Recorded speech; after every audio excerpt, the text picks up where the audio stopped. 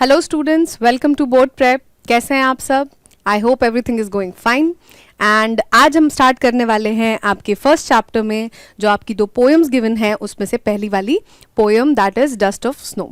ठीक है, इससे पहले हमने लेंचो वाला जो चैप्टर है अ लेटर टू गॉड वो पूरा डिटेल में कर चुका है complete, and you can go and check that out. Also आज हम स्टार्ट करने वाले हैं डस्ट ऑफ स्नो, जिनके ऑथर हैं रॉबर्ट ली फ्रॉस्ट। और जो हमारी यहाँ पे दोनों पोएम्स हैं fire and ice and dust of snow, वो दोनों ही आपकी रॉबर्ट ली फ्रॉस्ट ने लिखी हैं। दैट मीन्स रॉबर्ट फ्रॉस्ट ने लिखी हैं, कॉमनली नोन एज।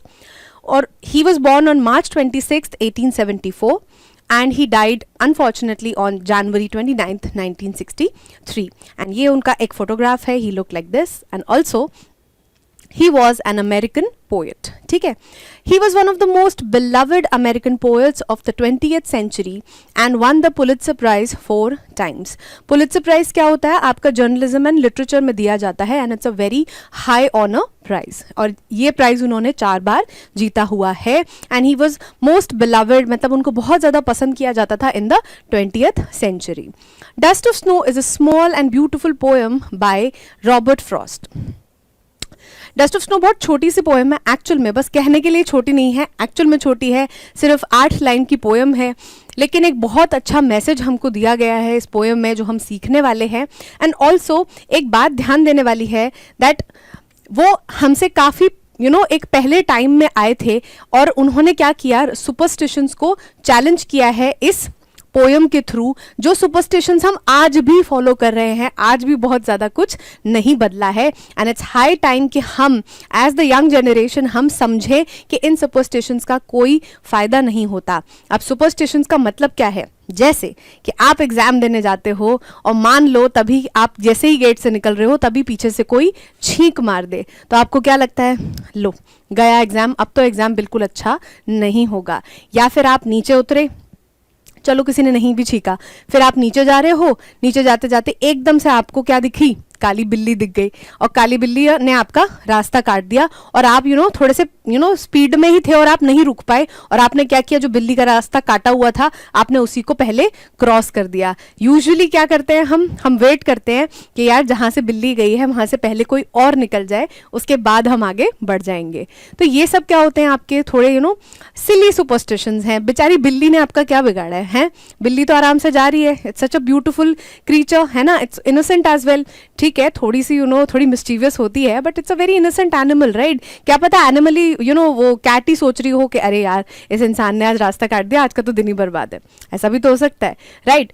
सो और क्या सुपरस्टिशंस होते हैं? कुत्तों का रात में रोना, राइट? और रोना क्या है? वो तो आवाज निकालना होता है, वो तो उनकी नेचुरल सेल्फ है, राइट? हम इनके बारे में सोचते रहते हैं कि अब तो कुछ बुरा होने वाला है। Next example, crow. कौवे जो होते हैं उनको क्या किया जाता है? यूजुअली उनकी जो आवाज़ होती है बहुत कर्कश होती है, बहुत ज़्यादा हार्श होती है, शार्प होती है सुनने में, और प्लेजेंट नहीं होती, अच्छी नहीं लगती सुनने के लिए। और यूजुअली क्या होता है, जैसे श्राद्ध का महीना होता है, आप क्या एसोसिएट करते हो कि वो मतलब डेथ को एसोसिएट करते हो क्रोज के होने से। कैसे कि आप खाना बनाते हो श्राद्ध के टाइम पे and they come and eat it, right? फिर भी एक क्या है, नेगेटिव सुपरस्टिशन उससे जुड़ा हुआ है। तो ऐसे ही कुछ सुपरस्टिशंस को क्या करा है, रॉबर्ट ली फ्रॉस्ट ने यहाँ पे चैलेंज करने की कोशिश करी है, और हमें यहाँ पे समझाया है, लास्ट में एक बहुत ब्यूटीफुल तरीके से एक मैसेज दिया है that all these superstitions are not, you are not supposed to believe in them and they are silly. All right, so on that note, let's get started with the poem. All right, dust of snow. The way a crow shook down on me, the dust of snow from a hemlock tree. अब क्या हुआ? shook का मतलब क्या होता है? शुक का मतलब है हल्का सा शेक कर देना। अब एग्जाम्पल के तौर पे हम यहाँ पे लेते हैं कि जो पोएट हैं वो क्या है, लेट से एक किसी ठंडी जगह में है जहाँ पे टेम्परेचर काफ़ी लो है और वहाँ पे बर्फ़ पड़ती है, ऑलराइट? और जो पोएट हैं वो बाहर निकले हैं और वो किसी या तो ट्री के नीचे बैठे हैं या फिर he is passing through the passing under the tree, वो टहल के कहीं जा रहे हैं, और उसी मोमेंट पे क्या है, ऊपर एक हेमलॉक ट्री है। अब हेमलॉक ट्री क्या है? Hemlock tree a poisonous plant tree with small white flowers. Hemlock tree, जैसे हमारे यहाँ ये सारे सुपरस्टिशंस हैं वैसे ही हेमलॉक ट्री को भी क्या है, एक नेगेटिव एनर्जी से जोड़ा जाता है, क्योंकि उसका थोड़ा अपीयरेंस जो होता है वो थोड़ा डार्क होता है एंड इट्स वेरी, और काफ़ी डार्क किस्म के एटमॉस्फेयर में इसको ये मिलते हैं हमें, और इनको नेगेटिव एनर्जी से ही जोड़ा जाता है, और इस तरीके के वो दिखते हैं, और इनके ऊपर क्या है, जब बर्फ गिरती है तो बर्फ जम जाती है। तो उसी के ऊपर क्या है, एक क्रो बैठा था, एक कौवा बैठा था, जब poet was sitting under the tree, एकदम से जो कौवा है वो उड़ के गया, या फिर वो इधर उधर हिला उस ब्रांच पे, उससे क्या हुआ, थोड़ी सी जो है स्नो वो कैसे गिर गई, डस्ट की तरह, जैसे डस्ट होता है ना, धूल गिरती है, वैसे जो है स्नो किसके ऊपर गिरी, पोएट के ऊपर गिरी। Has given my heart a change of mood and saved some part of a day I had rued। अब यहाँ पे ये जो पूरा एपिसोड हुआ, उससे क्या हुआ, पोएट के जो हार्ट की स्टेट है दैट हैज चेंज्ड। क्या है, it has given my heart a change of mood. मेरा जो मूड था, मेरे जो हार्ट में उस टाइम पे इमोशनल स्टेट था, वो क्या हुआ, वो चेंज हो गया। कैसे, and saved some part of a day I had rued. अब रूड का मतलब क्या है, हेल्ड इन रिग्रेट, मतलब जब आप अफसोस मना रहे हो, तो जो पोएट है वो क्या कर रहे थे, पूरा दिन वो क्या कर रहे थे, किसी बात के लिए he was upset and he was regretting everything, और वो बहुत ज्यादा अफसोस मना रहे थे। तो ये वाले इंसिडेंट ने क्या किया, उनके दिल को और दिमाग को it gave it a change of mood, उनका मूड जो है वो चेंज कर दिया, और कुछ हिस्सा जो पूरे दिन का बचा था, अभी तक जो वो पूरे अपसेट थे, परेशान थे, इस इंसिडेंट ने उस दिन को बचा लिया, बचे हुए दिन को, it was a productive day from now on. Why, because अब वो क्या कर रहे थे, बहुत अच्छा फील कर रहे थे। Earlier he was ruing that day, he was upset about the day, और बहुत ज्यादा अफसोस मना रहे थे, but now he feels that some part of my day has been saved because of this lovely incident that has happened. Alright, अब यहाँ पे ध्यान देने वाली क्या बात है, पहली चीज तो आप ये देखो कि यहां पे क्या है, इस टाइम पे क्या मेंशन्ड है कि एक तो वहां पे क्रो है, दूसरा वहां पे हेमलॉक ट्री है। दोनों ही चीजें जो क्या है, एक नेगेटिव एनर्जी से एसोसिएट करी जा सकती हैं, ठीक है। लेकिन यहाँ पे एक ऐसी इंसिडेंट हुआ, वो क्या था कि डस्ट ऑफ स्नो जो है, एक पार्टिकल, छोटे छोटे पार्टिकल में, जैसे आप धूल झाड़ते हो तो धूल कैसे आती है नीचे, धीरे धीरे आती है, बहुत छोटे पार्टिकल्स होते हैं। ऐसे ही तरीके से क्या हुआ है, स्नो जो है उसके छोटे छोटे पार्टिकल्स वो क्या है, पोएट पे आके गिरे, और उनका जो मूड है और उनका जो दिन अभी खराब चल रहा था उसको उन्होंने बचा लिया, और उनका मूड बहुत अच्छा हो गया। बट पोएट जो है, अब देखो यहाँ पे पोएट के पॉजिटिव माइंडसेट की बात होगी। क्यों? क्योंकि वो क्या सोच सकते थे, अरे देखो कौवा है और ये हेमलॉक ट्री के नीचे बैठा हूं मैं, आज तो मेरी किस्मत ही खराब है, और अब देखो मेरे ऊपर बर्फ भी गिर गई। और वो क्या कर सकते थे, जो वो अभी तक पूरा दिन ऐसे गुजार रहे थे, he was unproductive and he was not doing anything, और वो सिर्फ क्या कर रहे थे, अफसोस मना रहे थे दिन का। वो यही सोचते कि देखो ये सारी चीजें हो गई, अब तो पूरा दिन ही बर्बाद है, राइट। सुपरस्टिशन से एसोसिएट करते हुए वो फाइनल एक ये कॉल ले लेते हैं कि अब तो मेरा पूरा दिन खराब ही जाने वाला है। But despite the negative things that were present around him, he felt that falling of the snow on him, that small particles of the snow that fell on him made him change his heart, made him change his mood. And ये poet का ही positive attitude था कि उन्होंने इन सारी चीज़ों को negatively नहीं लिया और उनको एक पॉजिटिव तरीके से देखा, ठीक है। तो इससे हमको एक क्या मैसेज मिलता है, मैसेज ये मिलता है कि चाहे कितनी भी डिफिकल्ट सिचुएशन हो दुनिया में, और आपके आसपास चाहे कितनी ही खराब चीज़ें हो रही हों, और ऐसी भी चीज़ें हो रही हों जिससे आप अपने सुपरस्टिशियस बिलीव्स को अटैच करते हो, उनसे आपको नेगेटिवली अफेक्ट नहीं होना चाहिए। ऑलराइट, एक बार को पॉजिटिव सुपरस्टिशंस मान लो, पर नेगेटिव सुपरस्टिशंस नहीं मानने चाहिए, क्योंकि वो ऑल इन ऑल इवेंचुअली आपको नेगेटिवली ही अफेक्ट करेंगे, आपका इमोशनल स्टेट खराब करेंगे, ठीक है। So this was the beautiful poem dust of snow, जो कि हमने अभी देखी, एंड हमें इससे समझ में आया कि पॉजिटिव एटीट्यूड रखना जिंदगी में कितना ज़्यादा ज़रूरी है। तो अब देख लेते हैं थोड़ी सी समरी डस्ट ऑफ स्नो की। Dust of Snow by Robert Frost is a concise yet expressive poem that captures a transformative moment in nature and its impact on the human spirit. ठीक है जी, अब ये जो डस्ट ऑफ स्नो है, यहाँ पे हमारे जो पोएट है उनका नाम है रॉबर्ट फ्रॉस्ट। एक कंसाइज मतलब कॉम्पैक्ट, एक छोटी पोयम है बट उसका जो मैसेज है वो बहुत बड़ा है। और वो क्या है कि वो कैप्चर कर रहा है एक ट्रांसफॉर्मेटिव मोमेंट, मतलब एक मोमेंट है जिसमें क्या हो रहा है, बहुत सारी चीज़ें चेंज हो रही हैं और उसका जो ह्यूमन स्पिरिट मतलब जो पोएट हैं उन पे क्या अफेक्ट पड़ रहा है, उनके स्पिरिट पे क्या फ़र्क पड़ रहा है, वो यहाँ पे बहुत ब्यूटीफुली रॉबर्ट फ्रॉस्ट ने कैप्चर किया है। In just 8 lines, Frost encapsulates the idea that even small, seemingly insignificant events can have a profound effect on one's mood and perspective.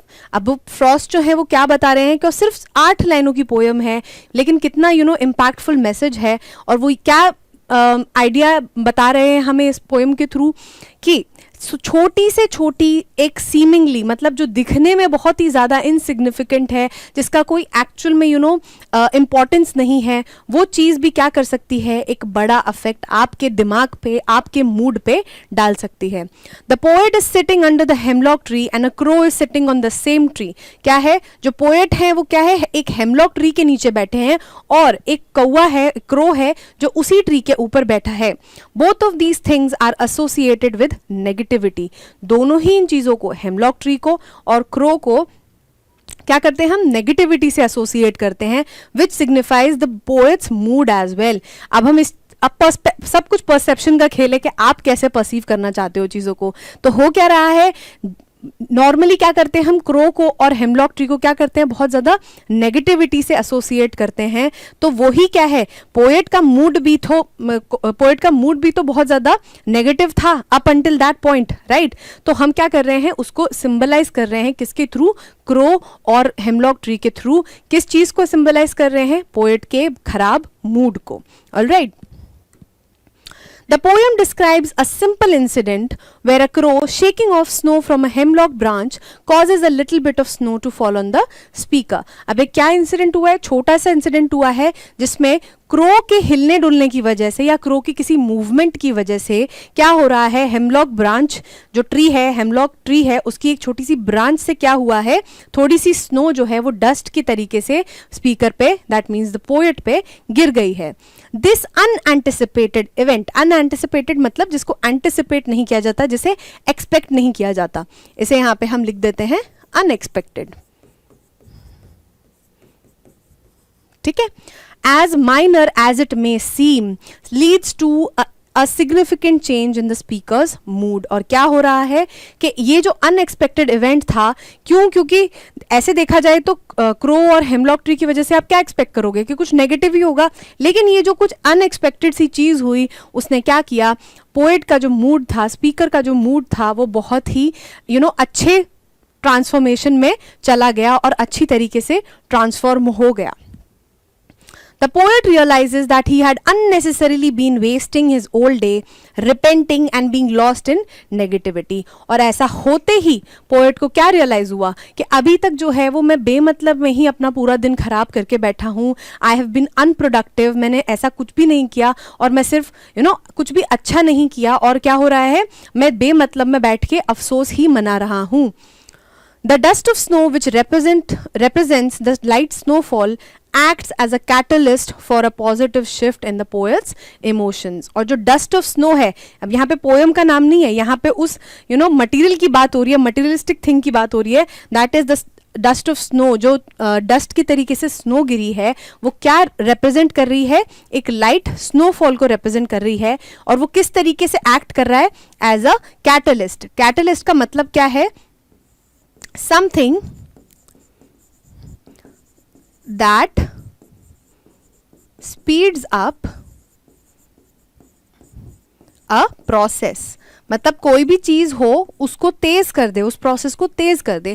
Catalyst usually आप केमिस्ट्री में सुनते हो, जब आप किसी कोई रिएक्शन का जो टाइम है वो होने में कुछ ज़्यादा टाइम ले रही है तो उसमें एक ऐसा एलिमेंट जोड़ा जाता है जिससे वो क्या है, रिएक्शन जल्दी कंप्लीट हो जाए, उसको हम कैटलिस्ट कहते हैं। तो यहाँ पे भी हम क्या कर रहे हैं, उसी सेंस में यूज कर रहे हैं कि ये जो डस्ट ऑफ स्नो है, इवेंचुअली क्या होता, पोएट का मूड कभी ना कभी तो ठीक हो ही जाता, लेकिन उस डस्ट ऑफ स्नो ने क्या किया, एक कैटलिस्ट की तरह एक्ट करते हुए पोएट का मूड जो है वो तुरंत चेंज कर दिया। Alright, this positive change inspires him to utilize the rest of the day properly and by doing something productive rather than repenting and being upset। और ये चीज होने की वजह से उनका जो मूड चेंज होता है, उस वजह से उनको क्या फील होता है, that now I shouldn't be unproductive, और मुझे कुछ अच्छा कर लेना चाहिए अपने दिन के साथ में, और अपना जो बाकी बचा कुचा दिन है उसमें अफसोस नहीं मनाना चाहिए और उसको अच्छे से स्पेंड करना चाहिए। This transformative experience reminds the poet that even in the midst of life's challenges and difficulties, there are moments of unexpected beauty and joy that can change one's outlook। Transformative मतलब ये जो ऐसा experience जो कुछ change कर दे आपकी life में, right. तो ये जो डस्ट ऑफ स्नो थी, ये जो गिरी थी उनके ऊपर because of the crow and the hemlock tree, उसकी वजह से क्या हुआ है, एक एक्सपीरियंस रहा उनके लिए जिससे उनका मूड जो था बिल्कुल ख़राब था, उसके बाद बिल्कुल अच्छे मूड में चेंज हो गया। उससे उनको ये फील हुआ कि चाहे मिड्स मतलब इन मिडल, चाहे आप कितनी भी डिफ़िकल्टीज़ के बीच में हो, कितनी भी चैलेंजेस, कितनी भी प्रॉब्लमैटिक सिचुएशन में हो, कुछ ना कुछ अगर आप छोटे से छोटा अगर पॉजिटिव माइंडसेट भी रखते हो तो वो ज़्यादा ना सही बट एक छोटा सा रे ऑफ होप आपको पक्का देगा, एक आशा की किरण पक्का देगा। Frost poem emphasises the power of nature.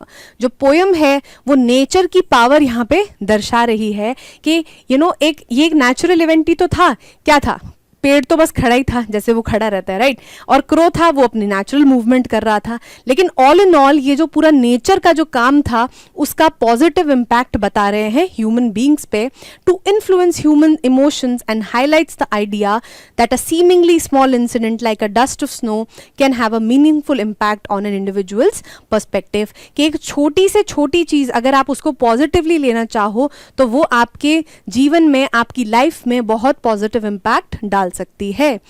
Lifting them from negativity to a more positive frame of mind. और क्या है, वो आपको उठा लेती है।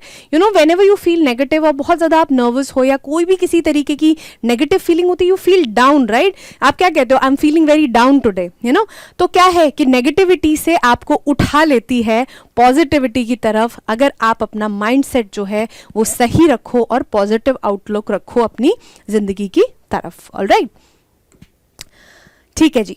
तो ये जो थे हमारे समरी कंप्लीट हो गई। अब हमें एकदम आइडिया पड़ गया।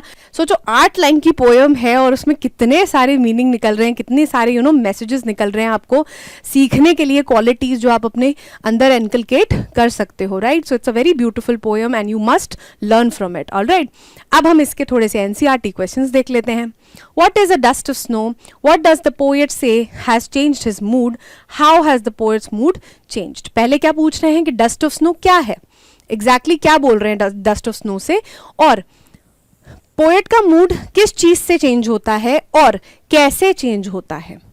In the poem, dust of snow refers to a very light and fine scattering of snow that falls like dust। और क्या हो रहा है, पोयम में डस्ट ऑफ स्नो किस चीज को बोला जा रहा है, बहुत ही फाइन स्कैटरिंग, मतलब बहुत छोटे छोटे पार्टिकल्स में स्नो के गिरने को डस्ट ऑफ स्नो बोला जा रहा है। और जो कैसे गिर रही है, जैसे डस्ट गिर रही हो, जैसे अगर आप कभी अपनी विंडो खुले छोड़ दो और अंदर धूप आ रही हो तो आप देखना एक बहुत हल्के हल्के से जैसे धूल होती है, वो क्या होता है, आपको छोटे छोटे पार्टिकल्स दिखेंगे। तो कुछ उसी तरीके का आपको यहाँ पे इफेक्ट दिया जा रहा है व्हेन यू से dust of snow. The unexpected showering of the snow caused by some movement of the crow changes the poet's mood। और क्या है कि जो हेमलॉक ट्री है उसके ऊपर जो क्रो बैठा है उसकी थोड़ी सी मूवमेंट की वजह से क्या है, ब्रांच हिली है, और उसी ब्रांच के हिलने की वजह से पोएट का जो मूड है वो चेंज हो गया है। क्या देखकर, उस डस्ट ऑफ स्नो को अपने ऊपर गिरता देखकर। The poet's mood changes from sad to happy, और यहाँ पूछा है कैसे चेंज हुआ है कि he was very sad, he was very upset, और now he is very happy. Now he does not want to spend his day repenting. Instead, he feels refreshed and wants to do something joyful for the rest of the day. और क्या है अभी तक, अब क्या है, जब वो स्नो गिरी उनके ऊपर, ही टुक इट वेरी पॉजिटिवली, उन्होंने नेगेटिवली उस चीज़ को नहीं लिया कि अरे क्रो भी था, हेमलॉक ट्री भी था, दोनों नेगेटिव चीज़ें, अब स्नो भी गिर गई and now my day has been completely spoiled. अब जो अभी तक का जो था वो तो था ही, लेकिन आगे का भी दिन मेरा खराब हो गया, ऐसा उन्होंने नहीं सोचा. And he thought that now as I feel refreshed, I feel happy, अब मैं क्या करना चाहता हूँ, मैं कुछ जॉयफुल करना चाहता हूँ, कुछ खुशी देने वाली चीज़ करना चाहता हूँ अपने बचे हुए दिन के साथ. Alright, next, how does Frost present nature in this poem. Frost जो है, रॉबर्ट फ्रॉस्ट जो हमारे पोएट हैं, वो नेचर को किस तरीके से रिप्रेजेंट करते हैं पोएम में. The following questions may help you think of an answer. और क्या है, जो ये जो क्वेश्चंस आपको दे रखे हैं वो इस क्वेश्चन को आपको आंसर करने में हेल्प करेंगे. What are the birds that are usually named in poems?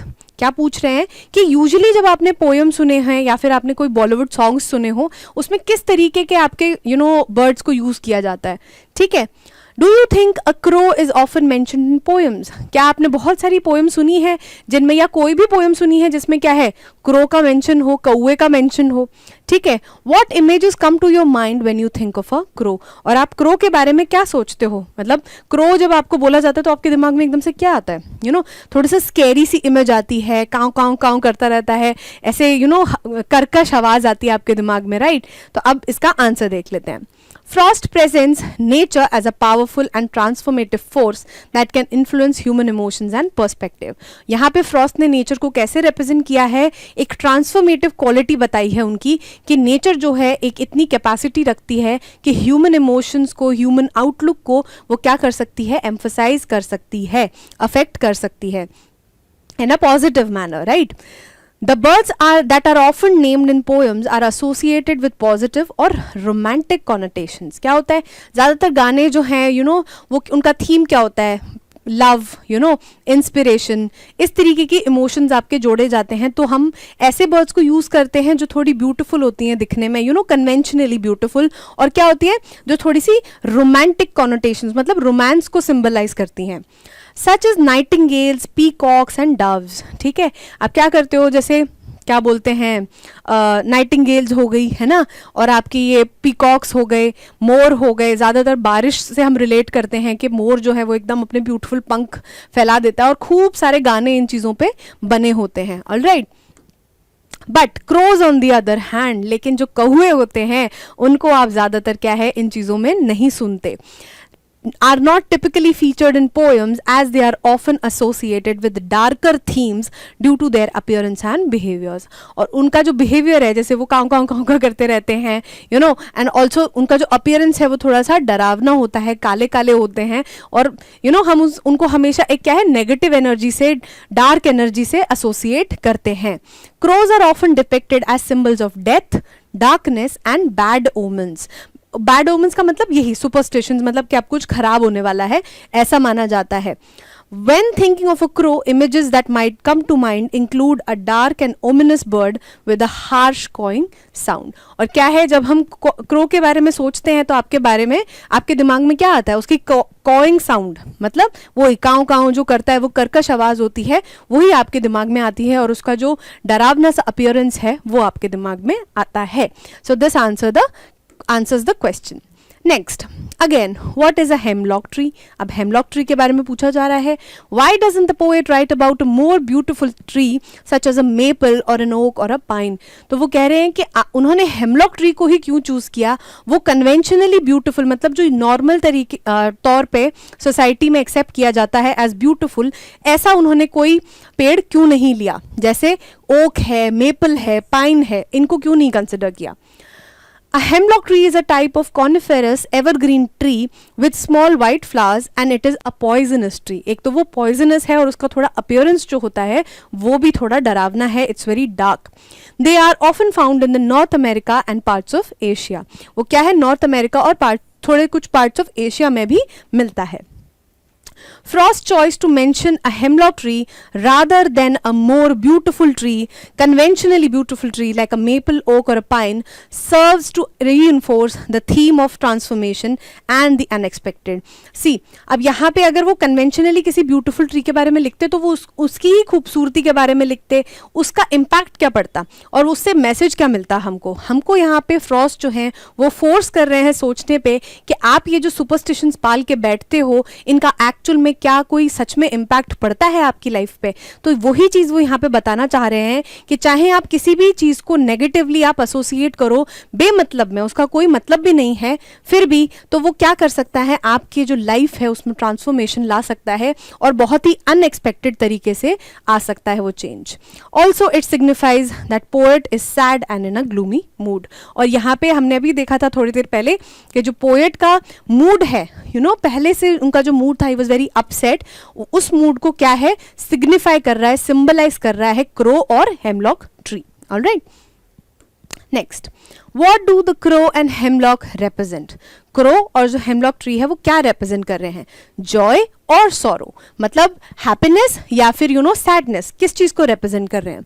What does the dust of snow that the crow shakes of a hemlock tree stand for. अब यहाँ पे जो आपकी तीनों चीजें हैं, पहला क्रो, आपका हेमलॉक ट्री और जो आपकी डस्ट ऑफ स्नो है, डस्ट ऑफ स्नो है, वो तीनों ही चीजों के बारे में पूछ रहे हैं कि वो क्या रिप्रेजेंट करते हैं. Alright, The crow and the hemlock are usually associated with darkness or negativity, hence sorrow. दोनों ही चीजें, क्रो जो हमारा कौवा है वो काला है कलर में, and also it has a cawing sound, और ऑल्सो जो हेमलॉक ट्री है वो पॉइजनस है, वो डार्क है, उसका भी अपीयरेंस जो है वो डार्क है, तो हम डार्कनेस और नेगेटिविटी से दोनों को एसोसिएट करते हैं. Hence it symbolizes sorrow, both of these things. Crows are often seen as symbols of darkness and bad omens. Crows को क्या है, आपको मतलब डेथ से एसोसिएट करते हैं और कुछ खराब होने वाला है, हम ये सोचते हैं. Hemlock trees with their dense appearance and poisonous nature might be linked to sadness or gloom. और स्पेसिफिकली देखा जाए तो जो हेमलॉक ट्रीज हैं वो पॉइजनस भी होते हैं और वो थोड़ा उनका जो अपीयरेंस होता है वो बहुत डेंस होता है, बहुत गहरा होता है और वो बहुत ज़्यादा घना होता है ट्री, तो वो क्या है थोड़ा सा एक डरावना लगता है देखने में. हेंस वो भी क्या है सैडनेस से एसोसिएट किया जाता है. The dust of snow which is the symbol of light snowfall stands for the small fleeting moments of beauty that can brighten our lives. और जो डस्ट ऑफ स्नो है, यहाँ पे देखो, पहले ऐसा करते हैं, इनको अंडरलाइन कर लेते हैं, थोड़ा हमको क्या होगा ढंग से दिख जाएंगी चीजें कि हम क्या बोल रहे हैं. देखो, सबसे पहले आपका यहां पे बात करते हैं स्पेसिफिकली, क्रो हो गया, ठीक है, और हेमलॉक ट्रीज हो गए, ठीक है. अब दूसरे कलर से मार्क करते हैं इनकी क्वालिटीज और ये क्या सिग्निफाई कर रहे हैं, ठीक है. Crows are often seen as symbols of darkness and bad omens, और हेमलॉक ट्रीज जो हैं वो क्या दिखाते हैं, वो सैडनेस और ग्लूमी आपका नेचर दिखाते हैं उस टाइम का. अब डस्ट ऑफ स्नो क्या दिखा रही है, which is a symbol of light snowfall stands for small fleeting. Fleeting मतलब जो चीज वो जो गुजर रही है, जल्दी से तुरंत गुजर जाएगी, बहुत ज्यादा टाइम के लिए स्टे नहीं करेगी. तो क्या दिखा रही है वो, brighten our lives even during difficult times. तो small fleeting moments of beauty, ये जो डस्ट ऑफ स्नो है वो क्या सिग्निफाई कर रही है, small fleeting moments of beauty. मतलब आपके खुद की लाइफ में भी तो कुछ ना कुछ छोटी छोटी चीज़ें होती हैं. जैसे आपका कोई फ्रेंड है, जैसे आपके पेरेंट्स हैं, आप घर जाते हो, आपको सबसे पहले क्या चाहिए होती है, मम्मी कहाँ है, मम्मी कहाँ है. उनको देखने भर से आपको ऐसा फील होता है, you feel satisfied, you feel content. और आपका चाहे कितना भी बुरा दिन गुजरा हो, जब आपकी मम्मी आपसे पूछती हैं कि बेटा दिन कैसा रहा, अच्छा कोई बात नहीं, ऐसा रहा वैसा रहा, वो आपसे थोड़ी देर भी बात करती हैं, आपका मूड क्या होता है, लाइट हो जाता है. और देखा जाए तो एक बहुत छोटी सी चीज है, बट ये कितना इंपैक्ट डालती है आपकी लाइफ पे, राइट. तो डस्ट ऑफ स्नो जो है वो ऐसी ही छोटी छोटी जो मोमेंट्स हैं ब्यूटी की, उनको सिग्निफाई करता है.